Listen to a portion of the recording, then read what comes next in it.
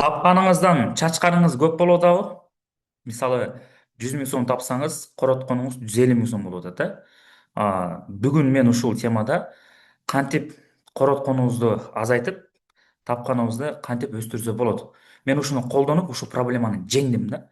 Демек кантип жеңгенимди силерге айтып берейин, силер колдонуп көрүңүздөр. Баягы таап атканыңыздар жакшы, бирок коротконуңуздар аябай көп болуп атат. Демек бул маселени кантип чечебиз? Бүгүнкү сабакта сиздер менен достор ушул тууралуу кыскача ушул роликте сиздер менен урматтуу достор сүйлөшөм.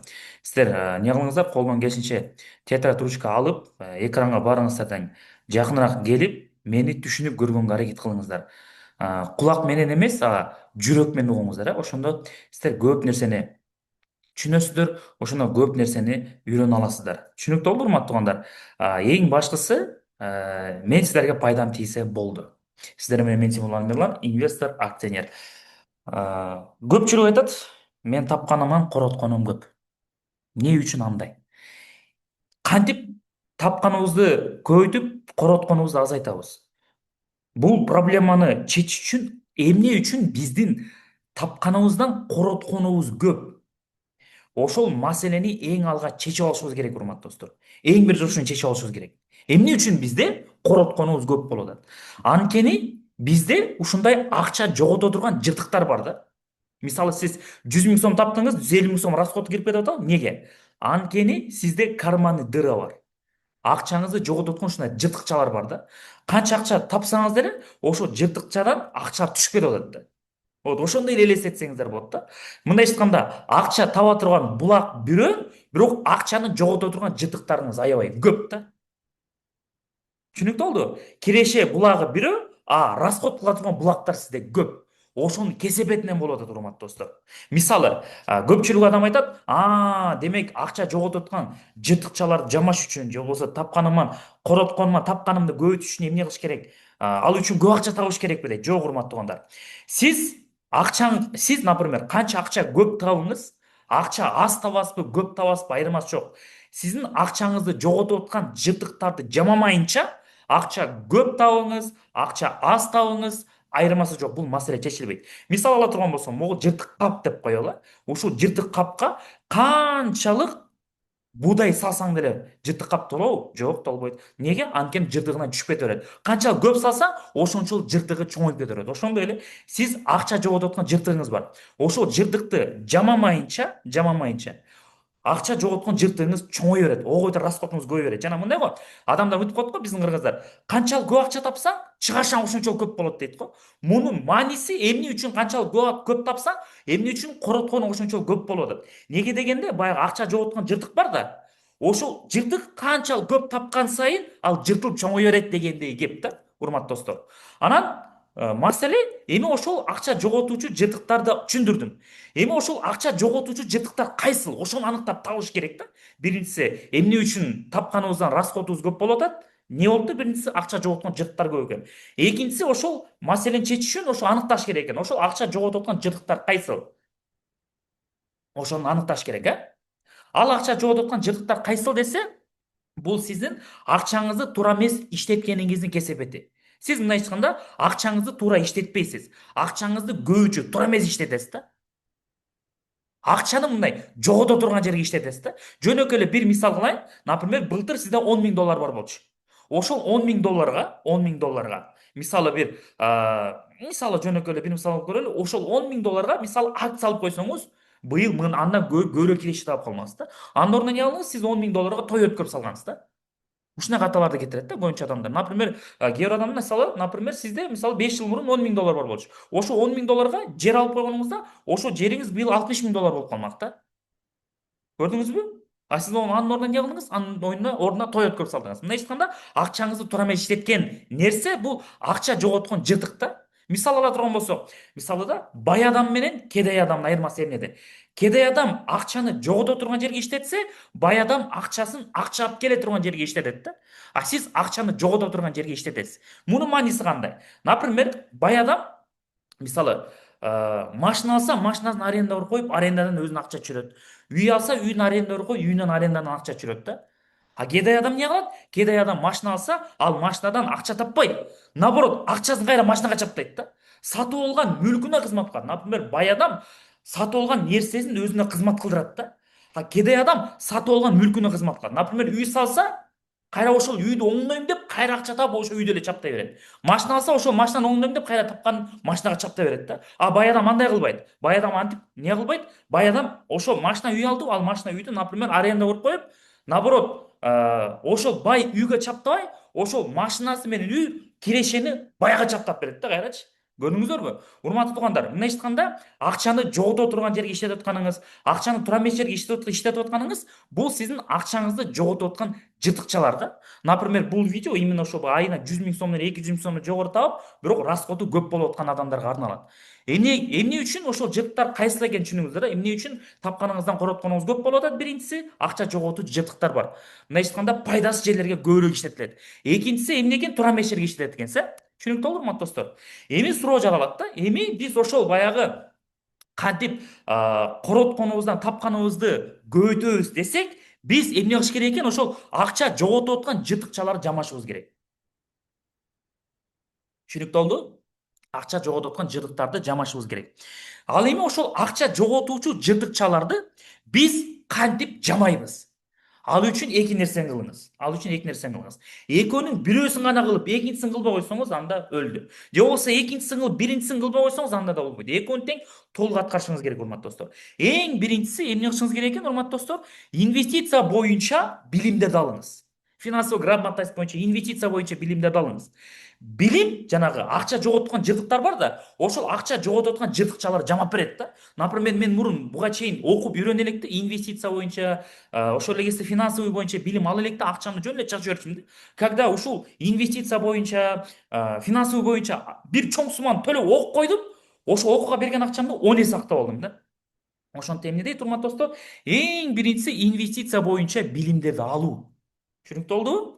Эмне үчүн мындай достор? Себеп дегенде, инвестиция боюнча билим алганы бул неге? Себеби инвестиция боюнча билим алуу бул инвестициянын мотору да. А кээ бирлер бар, окубай эле койсо болбойбу дейт. Эми инвестицияны окубай койгонуңуз бул мотору жок машинаны айдаганыңыз да. Түшүнүктүү болду? Мисалы, сизде эмне үчүн жанагындай акча жоготкон жыртыкчалар көп болуп, тапканыңыздан коротконуңуз көп болуп атат. Анткени сизде инвестициянын билими жок. А инвестициянын билими жок болсо, демек сиз мотору жок машинаны айдай албай атасыз деген сөз да. Акча бул сиздин машина да. А ошол акчаңыз неге көбөйбөй атат? Анткени момундай машинанын мотору жок болуп атат. Неге? Анткени сизде билим жок. Инвестициянын билимин албай туруп, инвестиция баштайм дегениңиз бул мотору жок машинаны айдайм дегениңиз да. Түшүнүктүү болду, урматтуу достор. Андан кийинкиси эмне кылыңыз? Андан кийинкиси, убакыт өткөн сайын кымбаттай берген нерсени сатып алыңыз. Биринчиси билим болсо, экинчиси мынакей. Ошол баягы акча жоготуп аткан жыртыкчалар жамаш үчүн эмне кылыш керек десе, убакыт өткөн сайын акчаны өстүрүп бере турган нерсе сатып алыңыз.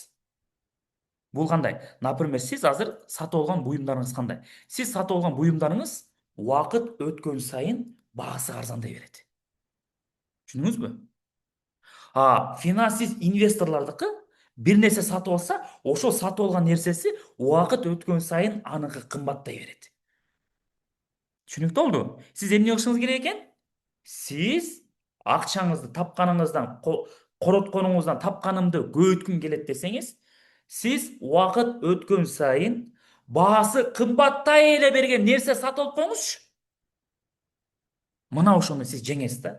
А сиздики кандай болуп атат? Сиздики тескерчи эмес. Сиздики убакыт өткөн сайын баасы арзандай эле берген нерсени сатып аласыз да. Акчаны жогото турган нерсени сатып аласыз. Инвестор акча алып келчү нерсе сатып алат, баасы убакыт өткөн сайын кымбаттай берген нерсени сатып алат инвестор, а сиз убакыт өткөн сайын баасы арзандай берген нерсени сатып аласыз и убакыт өткөн сайын акча жоготкон нерсени сатып аласыз да.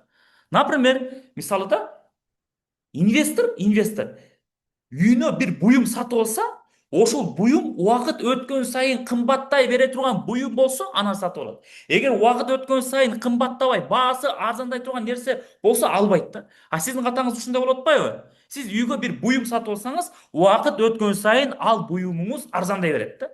Жөнөкөй эле бир мисал кылып көрөйүнчү. Например да, сиз 2024-жылы былтыр да $5000 машина алгансыз. Ал $5000 машинаңыз эмне болду? Быйыл $4200 баасы түшүп калды. Сиз уже бир жылда эле $800 жоготтуңуз. Мына. Бул эмне экен? Сиздин туура эмес катаңыз, сиз убакыт өткөн сайын баасы арзандай берген нерсени сатып алганыңыздын проблемасы мына ушул жерде да. Көрдүңүзбү? Сиз былтыр 5.000 долларга машина алдыңыз, быйыл ал 4.200 долларга түштү. Бир жылда 8 доллар жоготтуңуз. Бул эмдиги жылдагы арзандайт, эмдиги жылда эскерет. Көрдүңүзбү? Сиз эмне сатып алат экенсиз? Убакыт өткөн сайын баасы арзандай берген нерсени сатып аласыз. Мына ошол убакыт өткөн сайын баасы арзандай берген нерсе жанагы сиздин акчаңызды жоготуп аткан жыртыктар мына ушул да. Акча жоготуп аткан мына жыртыктар ушул, урматтуу достор. Түшүнүктүү болдубу? Ошол эле 5.000 долларга сиз былтыр машина албай, ошонун ордуна акция алып койсоңуз кандай болмок эле? Сиз былтыр мисалы машина алып койдуңуз, баасы арзандап кетти. Акча жоготтуңуз. Ошонун ордуна ошол эле 5.000 долларга, ошол эле 5.000 эле долларга Tesla компаниясынын акциясын алып койгонуңузда былтыр, быйыл 5.000 долларыңыз 8.480.000 доллар болуп калмак. Мына эч 8.000 доллар болуп калмак. Мисалы сиз былтыр машина алдыңыз, ал машинаңыз арзандап кетти. Канчага? Мындай айтканда 4.200 долларга арзандап кетти. Ошонун ордуна Tesla компаниясынын акциясын алып койгонуңузда быйыл 5.000 долларыңыз 8.480.000 доллар болуп калмак. Жана айтпадымбы? Инвестор убакыт өткөн сайын баасы өсүп, баасы кымбаттай берген нерсени сатып алып коет дагы, жанагы акча жоготуп аткан жыртыкчаларды жамайт депчи. Сиз канткенде акча жоготуп аткан жыртыкчаларды жамайсыз. Убакыт өткөн сайын баасы кымбаттай эле берген нерсе сатып алыңыз. Убакыт өткөн сайын кымбаттай эле берген, убакыт өткөн сайын баасы кымбаттай эле берген нерсе кайсыл? Ошол жыртыкчаларды эмне жамайт десе, мына ушул акция жамайт, достор. Акча жоготуп аткан жыртыкчаларды мына инвестициянын акция жамайт. Кантип биз былтыр Tesla компаниясынын акциясын 5.000 доллар алып койгондо, быйыл 8.480.000 доллар болуп калмак. Көргүзүп берейин да. Жөнөкөй эле бир мисал кылайын. Мисалы, например, сиз былтыр 10.000 долларга жер алып койсоң, быйыл 20.000 доллар болуп атат да. Акцияда как жердей эле да. Например, бул машина чыгарган Илон Масктын компаниясы Tesla, кадимки элдер айдап жүрөт ошондочу. Tesla компаниясы интернеттен эле карап көрсөңүздөр болот. Былтыркы октябрда баасы канча эле, ноябрь, октябрларда канчага көтөрүлгөн быйылкы баасы. Ошо менен текшерип көрүп атабыз да. Бир мисал көрөлү. Например, караңыздар. Былтыр Tesla компаниясынын акциясынын баасы 249 доллардан болчу. Быйыл бул компаниянын акциясынын баасы 424 долларга кымбаттаган да.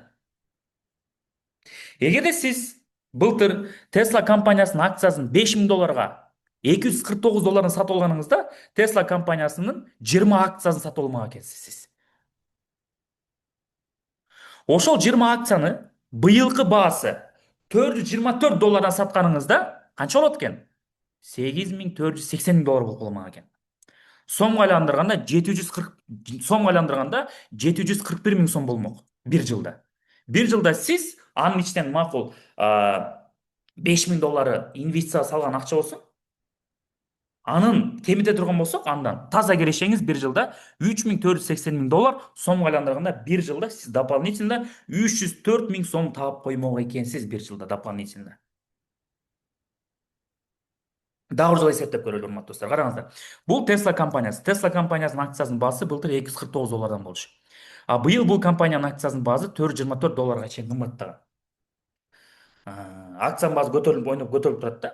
Мисалы, эгерде сиз 5.000 долларга былтыр 249дан Tesla компаниясынын акциясын сатып алганыңызда 20 штук акция келмек экен. Ошол 20 штук акцияны быйылкы баасы 424 доллардан сатканыңызда сиз 8.480.000 доллар тапмаксыз. Анын ичинен сиздин таза кирешеңиз 3.480.000 доллар болмок, сомго айландырганда 304 миң сом болмок. Жалпысынан 741 миң сом тапмак экенсиз, таза кирешеңиз бир жылда 304 миң сом болмок экен.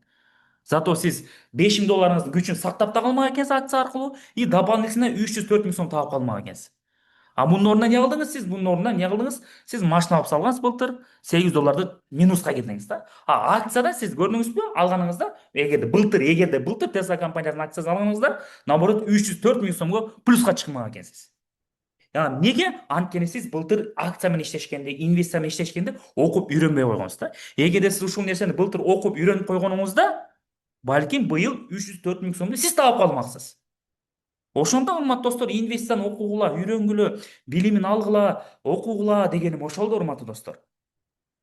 Например, могул биздин Алымбек деген окуучубуз ушул акция менен иштеп, мисалы бул эми бир жылдык киреше болуп атат да, бир жылдык киреше болуп атат да, долгосрочный да. Ал эми могу Алымбек деген окуучубуз ушул акция менен иштешкенди бизден окуп үйрөнүп 8 күндө эле 32 000 сом тапты. Бул Marvel'дын компаниясынын акциясын алган, и ошондой эле Nvidia компаниясынын акциясын алган жана башка акцияларын алган да. Мына могул жерде кирешелери турат да. Көрдүңүздөр? Ошондуктан эмне деш керек, эмне дейт урматтуу достор? Ошондуктан билимин алып үйрөнүп койгонуңуздар да быйыл сиздер да таап калмаңыздар. Ошондуктан сиздер да ушул инвестицияны окуп үйрөнүп, мен да билимди алып, мен да кирешеге чыккым келет десеңиздер, анда биздин тренингке келиңиздер, окуңуздар. Биздин ушул боюнча тренингибиз бар, инвестиция боюнча, урматтуу достор. Ошо инвестиция тренинги боюнча толук маалымат алууну кааласаңыздар, алдыдагы номерлерге чалып, инвестиция боюнча толук маалымат алсаңыздар болот. Ушул номерлерге чала бериңиздер беймарал. Биздин офисибиздин дареги Горький 66 А дареги. Эми урматтуу достор, сиздерге суроо. Кийинки чыгарылышта эмне тууралуу сүйлөп берейин? Комментарийге жазып коюңуздар, могу тууралуу айтып бер деп. Түшүнүктүү болду, урматтуу достор? Эгер менден катачылык кетсе, албетте баарыңыздардан кечирим сурайм. Кийинки видеодо могу акция боюнча сиздерге мындай азыраак түшүнүк болуп калды болуш керек, э? Кийинки видеодо акция боюнча көбүрөөк түшүнүк берем. Хорошо, урматтуу достор? Анатан барыңыздардын ишиңиздерге ийгилик. Эгерде мен туура эмес ката кылып отурган болсом, баарыңыздардан кечирим сурайм, урматтуу достор. Ишиңиздерге ийгилик болсун. Кийинки чыгарылыштан көрүшкүнчө сак саламатта калыңыздар.